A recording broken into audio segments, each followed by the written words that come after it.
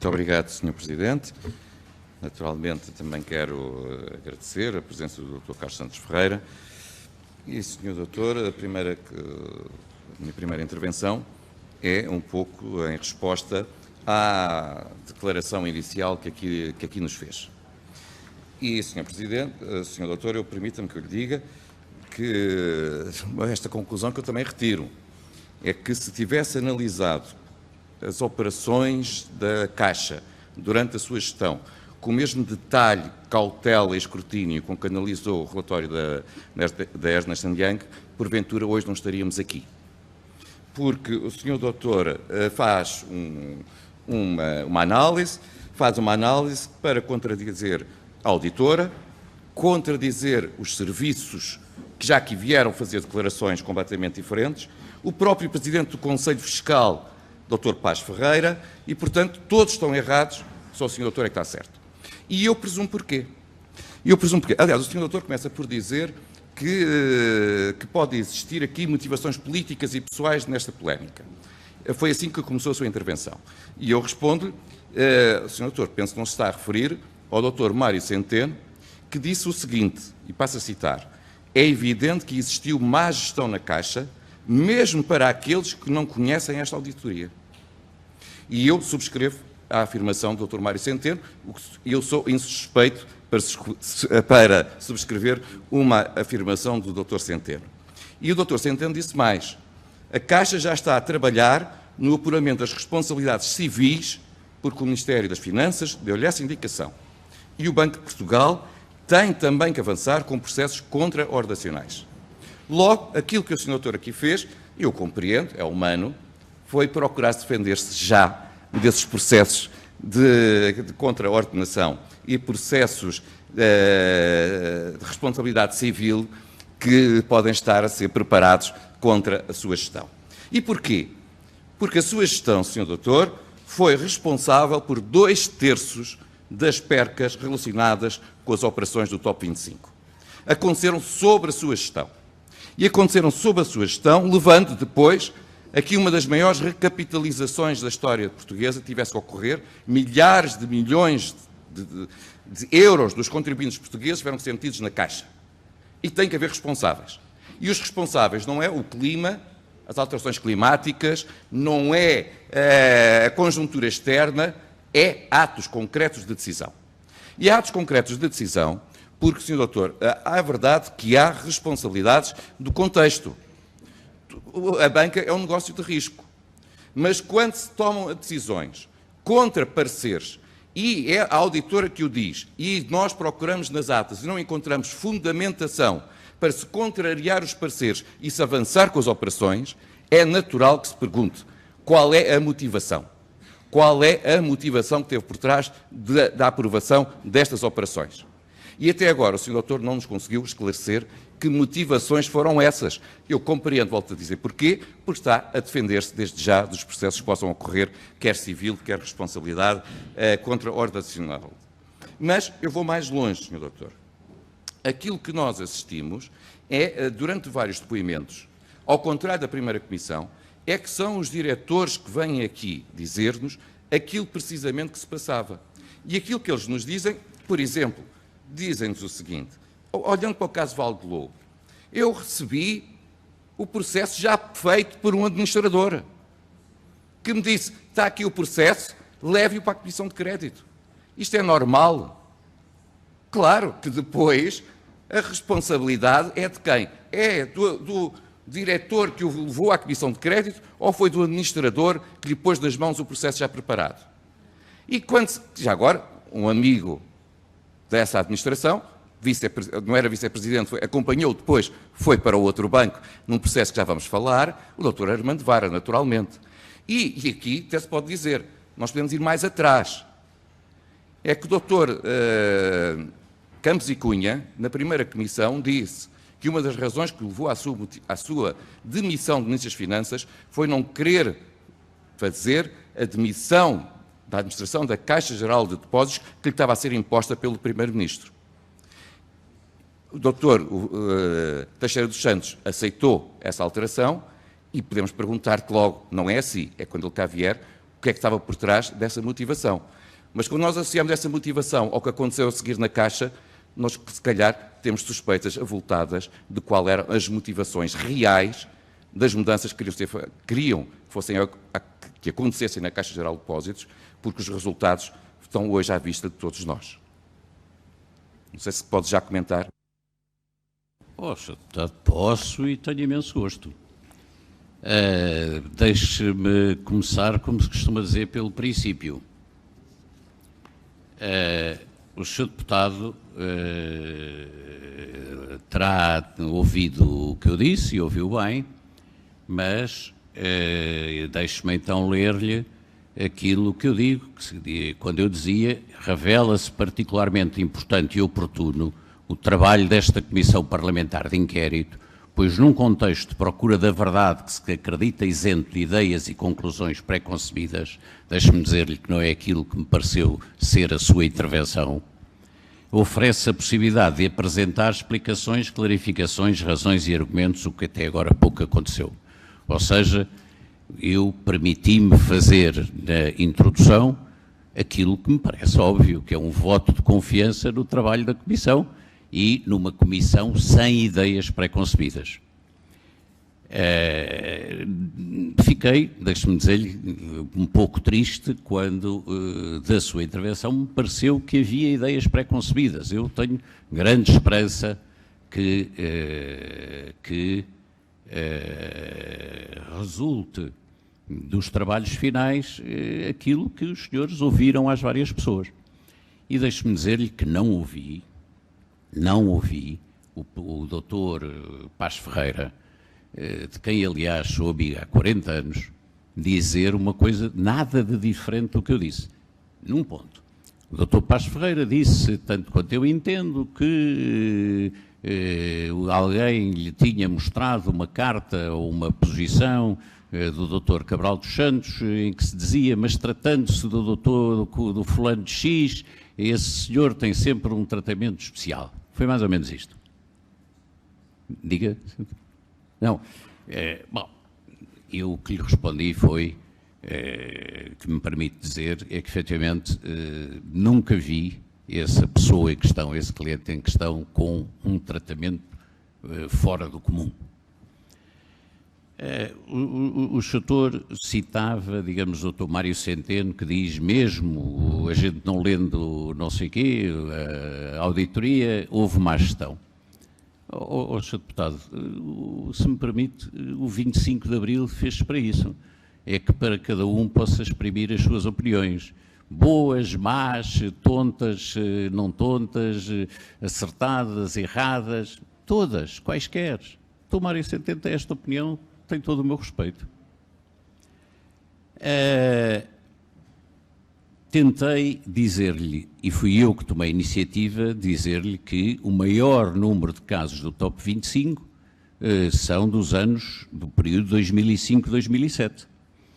E tentei explicar, enfim, eventualmente já percebi que sem grande sucesso, que difícil seria que não fosse assim.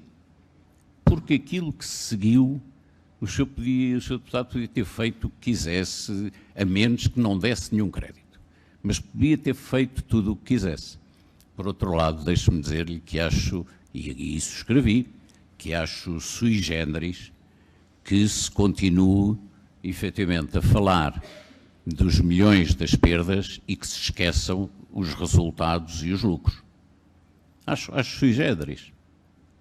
Acho que não funciona, acho que não é assim. Não gostava de continuar a repetir que não há uma relação, que não é é devido direito, é devido respeito ao risco, mas que não é, como já também muita gente disse nesta casa, o risco que decide. Se o risco decidisse, era inútil haver conselhos de administração. O risco não decide. É bom ouvi-lo, é bom respeitá-lo, mas ele não decide. A seguir, disse o Sr. Doutor que havia vários diretores que já tinham dito coisas contrárias. Com todo o respeito, o Dr. Alexandre Santos disse uma coisa sobre Valde Lobo. É que recebeu um processo das mãos de um administrador e que lhe disse para o entregar na Comissão ou no Conselho de Crédito. Se quer a minha opinião, disse com certeza bem, mas o procedimento é mau. Mas o Sr. Doutor esqueceu-se da parte seguinte, que foi perguntada ao Dr. Alexandre Santos, disse assim, e conheceu outro caso desses? E o Dr. Alexandre Santos respondeu, não conheço. Nos anos 2006 e 2007, não conheço. Ou seja, esse facto é obviamente, ter acontecido é mau, é errado, não deve ser assim, mas sempre, enfim, com um pedido de equilíbrio, a segunda parte da resposta do Dr. Alexandre Santos, sim, também vale. A única coisa que, até agora, a minha posição pode ser diferente da posição que foi aqui expressa por diretores, é aquela que foi expressa pelo Dr. Cabral dos Santos relativamente a duas operações em que disse que não as tinha defendido, o que não impediu que as tivesse proposto. Tirando isso, não há nenhuma divergência entre o que eu disse e aquilo que eu ouvi dizer e ouvi que os diretores e as outras pessoas tenham dito. E acho muito bem que os diretores tenham sido ouvidos e chamados. Eu lembro-me que tive 2 reuniões com o Ernest Young. E no meio delas mandei um e-mail em que dizia, olha, depois da primeira reunião eu acho isto, aquilo, outro. Seguiu o e-mail. E nesse e-mail eu sugeria e sugiro que hoje são os diretores da época. Percebi que ouviram imensos diretores. Mas, entre aqueles que eu sugeri, estava o professor Vasco de Ourei, estava o Dr. Cabral dos Santos, estava o Dr. Alexandre Santos, disse, hoje são estes. Porque eram aqueles que na altura lá estavam e sabiam.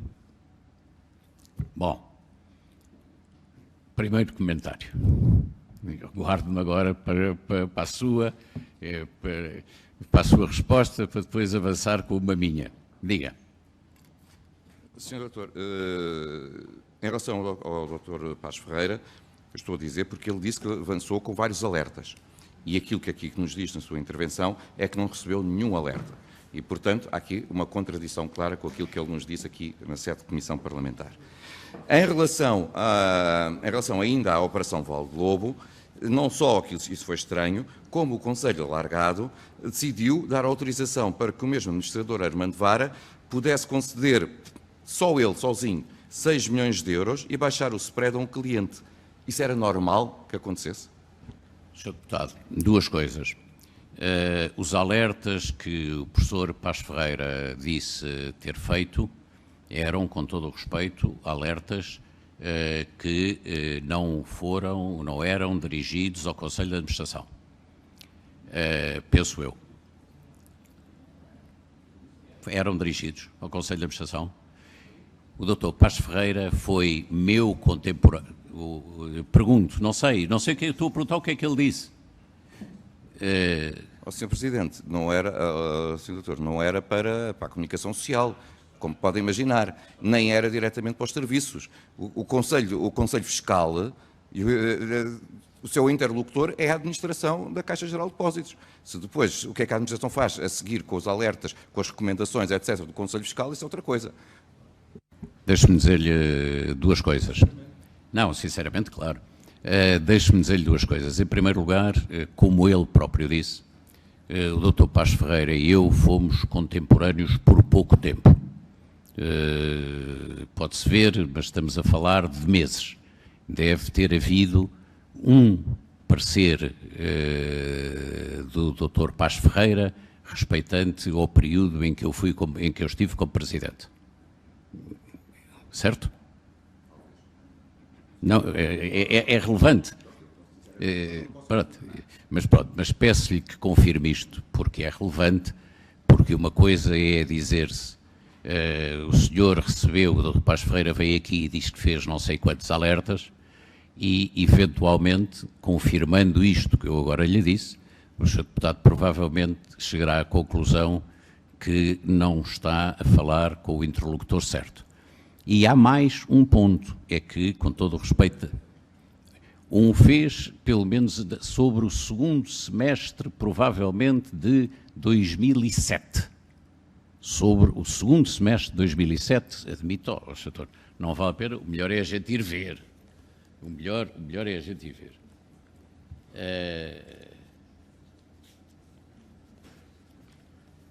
A gente ir ver, se não demorar meia hora, a gente ir ver. Diga? Diga? Não convém. Bom, então já digo. Pronto, mas, Sr. Deputado, se vir no relatório da Ernst Young vem, digamos, os períodos era isso que eu estava à procura, dos... Também confirmou que fez vários alertas. Com certeza. Deixe-me dizer-lhe que os destinatários, digamos, desses alertas não são necessariamente o Conselho de Administração. Eu entendo, pessoalmente, que os alertas dirigidos por não sei quem são dirigidos fundamentalmente aos acionistas e não ao Conselho de Administração. Mas isso é o assunto. Não estamos a falar dos pareceres nas contas, estamos a falar desses alertas que depois o setor me dirá que forma é que revestiriam. Aquilo que há na Caixa é contas aprovadas sem nenhum ênfase e sem nenhuma reserva. E tem apenas num ano, que é aquilo que foi escrito em 2008 sobre 2007, tem num ano o Dr. Oliveira Rego, e se quiser posso ver isso, a dizer, e atenção, consideramos adequado o mecanismo de controle, etc, etc, etc, e depois diz, mas pode haver casos que a gente não conheça, ou que não tenham chegado ao nosso conhecimento e que possam ser motivo de irregularidade, da existência de algumas irregularidades. Irregularidades e fraudes. E disse isso uma vez, relativamente às contas nas contas de 2007, penso eu. Mas sem ter tirado daí nenhuma consequência, ou seja, não pôs nenhum ênfase, não fez nenhuma reserva. Se fossem irregularidades relevantes, e o setor sabe isso tão bem como eu sei, era obrigatório identificá-las no relatório, e se fossem fraudes, era obrigatório comunicá-las à polícia, ao Ministério Público. Nada disso aconteceu. Ou seja, nem as irregularidades foram identificadas, eram provavelmente não relevantes, nem as fraudes foram denunciadas, eram provavelmente uma suspeita, enfim.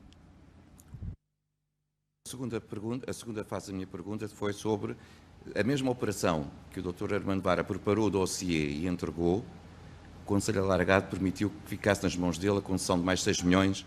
Não é usual, não é normal, mas, digamos, não é nada, digamos, de demasiado extravagante. Mas não é, obviamente, não há,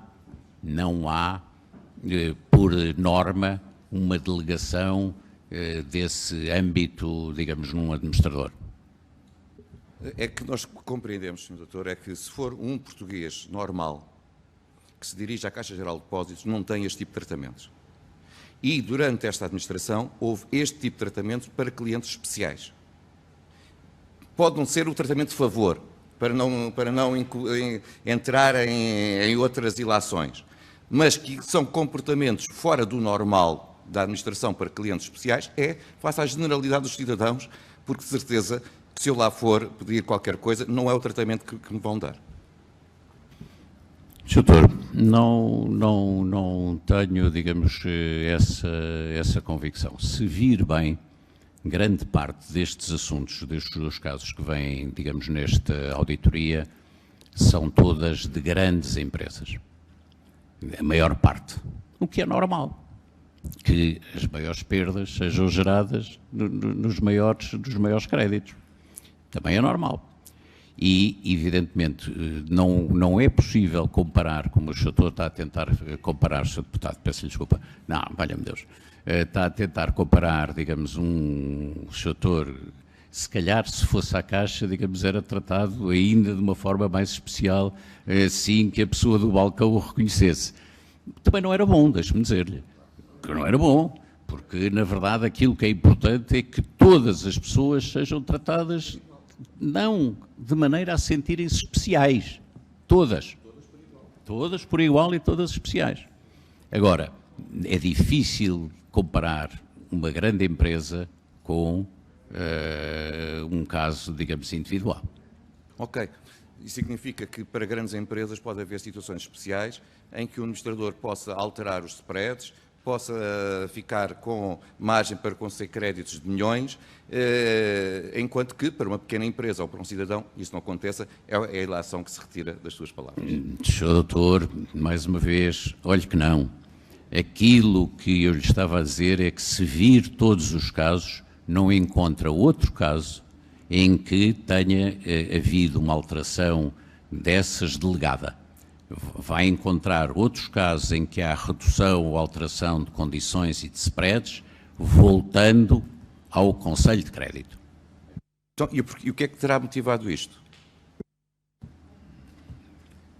Gostaria, era o assunto que já somos dois a gostar de saber a resposta. E vamos tê-la. Espero que se tenha, só que a diferença é que eu não estava nessas reuniões e o Sr. Doutor estava. Não é isso que faz a diferença. Doutor, é porque essas decisões foram também tomadas com o seu voto. E, portanto, eu presumo que tomou o voto, ao votar, fez de forma consciente. E se tomou de forma consciente, lá saberá porquê que isso foi feito assim. Doutor, tenho uma pessoa, minha amiga, que diz, está lá a minha assinatura, está a minha presença, se está a minha assinatura é porque eu estava lá, e quando decidi de acordo com aquilo que achava que era aceitável. Sim. Sim. Pode justificar, então, o que é, Sr. Doutor? A decisão? É que está em ata.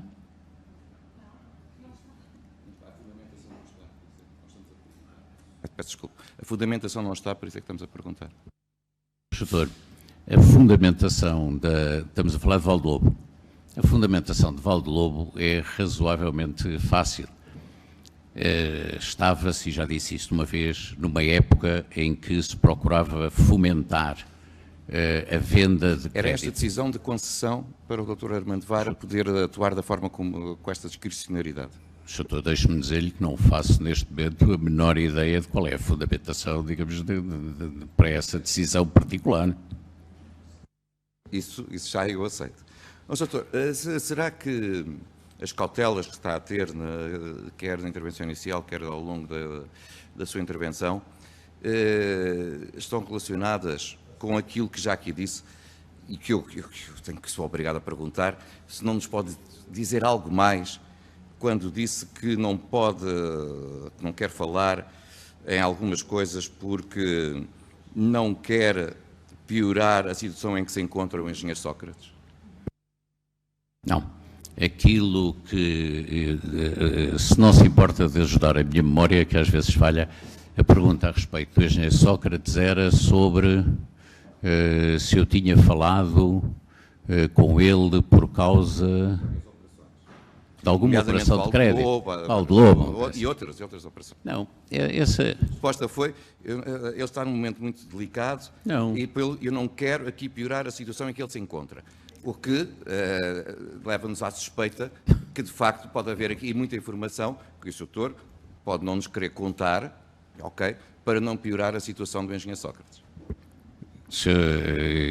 Acho subtil, mas permita-me, não se ofenda, acho razoavelmente retorcido.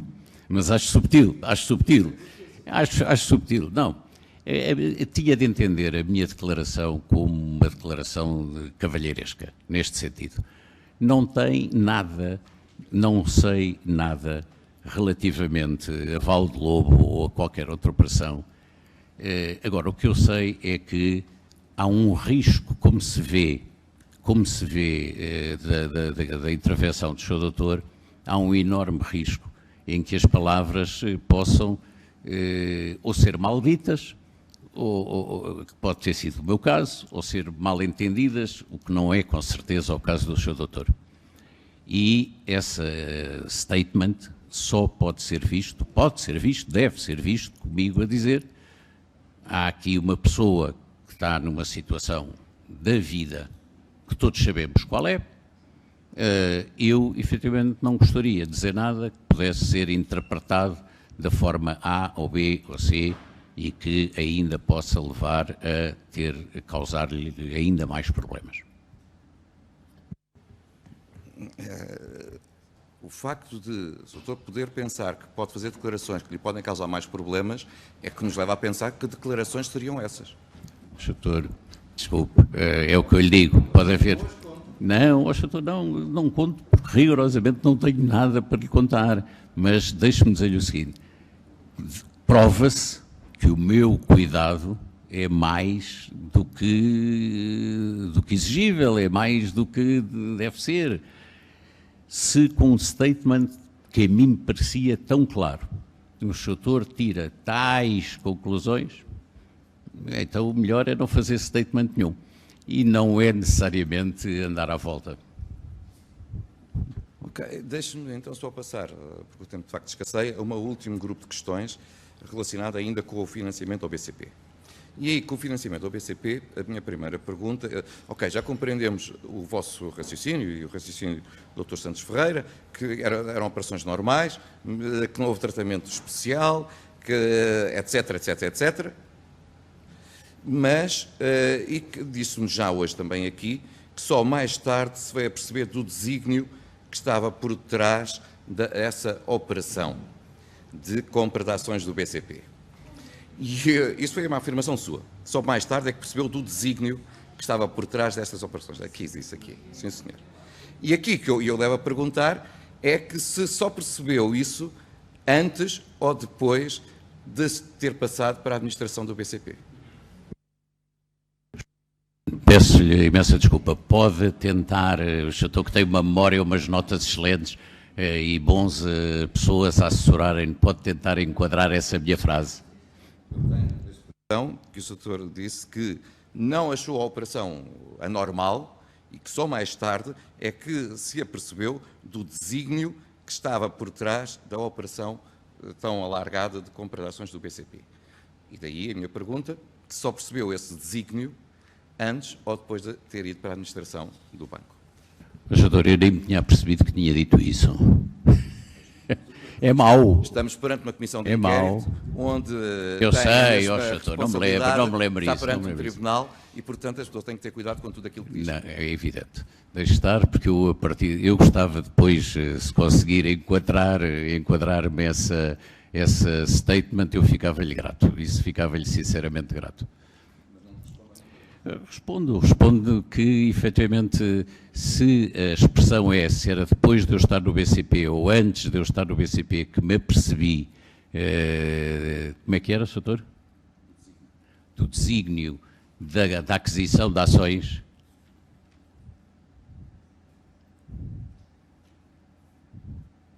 Não, doutor... Tenho alguma dificuldade em lhe responder a isso. Eu faço-lhe ainda uma pergunta sobre esta matéria. Diga. Se algum dos acionistas do BCP, a quem a Caixa emprestou dinheiro para comprar ações, se opôs à sua ida para a presidência do BCP? O senhor quer falar sobre a história do BCP? Se quiser falar, esteja à vontade. É um grande prazer para nós. Ó, doutor, para já, enfim, se quiser a segunda volta, mas para já responde-lhe não, que eu saiba, porque como o doutor melhor que eu sabe, que também o voto em Assembleia é secreto. Portanto, não faço ideia quem é que votou de um lado e quem é que votou do outro. Ponto 1. Portanto, essa sua pergunta é de resposta impossível. Não faço ideia. Ninguém pode fazer essa ideia. Agora, sou capaz de acrescentar, é que esses votos não chegavam para fazer ninguém ser eleito no BCP, como se provou no caso do Comendador Berardo, que não conseguiu ser eleito. Como é óbvio, eu vou terminar, Sr. Presidente. Como é óbvio, o voto é secreto, mas a manifestação pública de apoio é conhecida. E aquilo que se constatou é que nenhum daqueles que beneficiaram do financiamento da Caixa depois se opuseram à sua entrada para a administração do BCP. A última pergunta é se aqui sim se pode nos dizer se houve alguma conversa com o Primeiro-Ministro da altura sobre essa passagem para o BCP e o abandono da Caixa Geral de Depósitos. E termino. Muito obrigado. Doutor, primeiro, o abandono não é propriamente abandono. Há uma renúncia minha feita no dia 27 de dezembro, a 4 dias de terminar o mandato. Ponto 1. É um pequeno problema de terminologia, enfim, que me permite, com certeza, corrigir. Segundo, não houve nenhuma conversa com o Primeiro-Ministro sobre esta matéria. Mas permita-me que lhe diga, porque também acho, e já agora peço desculpa daquilo que vão sofrer, mas também verdadeiramente acho que a teoria de ter havido financiamentos da Caixa a alguns acionistas do BCP e depois alguns membros do Conselho da Caixa foram eleitos para o BCP na base dessas ações compradas com crédito, é chamada teoria do assalto ao BCP. A teoria do assalto ao BCP, se me permite, é uma frase fácil, é uma frase apelativa e tem verdadeiramente um só objetivo, que é ocultar o que é que se passou. É uma frase que foi criada por quem perdeu em 2008, porque verdadeiramente houve quem ganhasse e houve quem perdesse. E foi criada por quem perdeu e transformou-se numa bucha para encher discursos, escritos, artigos, o que for. Eu gostava de, sem pôr muito, de vos tomar muito tempo, de vos dizer o seguinte. No dia 4 de dezembro de 2007, o EG Jardim Gonçalves apresentou cartas de renúncia aos cargos de Presidente do Conselho Geral e de Supervisão e do Conselho Superior do BCP. E no dia 4 de dezembro de 2007, o Presidente do Conselho de Administração Executiva do BCP comunicou ter tomado a iniciativa de constituir uma lista composta por pessoas convidadas exclusivamente pelo seu critério para irem para o Conselho do BCP. Isto foi o Dr. Filipe Pinhal que tomou a iniciativa de fazer esta comunicação. Tudo isto são comunicações públicas. E essa lista tinha ele como Presidente e CEO, tinha o Dr. Christopher Beck como Vice-Presidente, tinha depois vários administradores, o Dr. José João Guilherme, o Dr. Alves Monteiro, o Dr. Miguel Maia, o Dr. Paulo Macedo e o Dr. Rui Horta Costa. No dia 21 de dezembro, estamos sempre em 2007, o Governador do Banco de Portugal convocou os principais acionistas do BCP e comunicou que o Banco de Portugal tinha decidido não aceitar 2 elementos desta lista. Nessa reunião estavam presentes várias reuniões, posso não ter toda a gente presente, posso não ter a memória de toda a gente, mas tenho a memória de alguns dos presentes.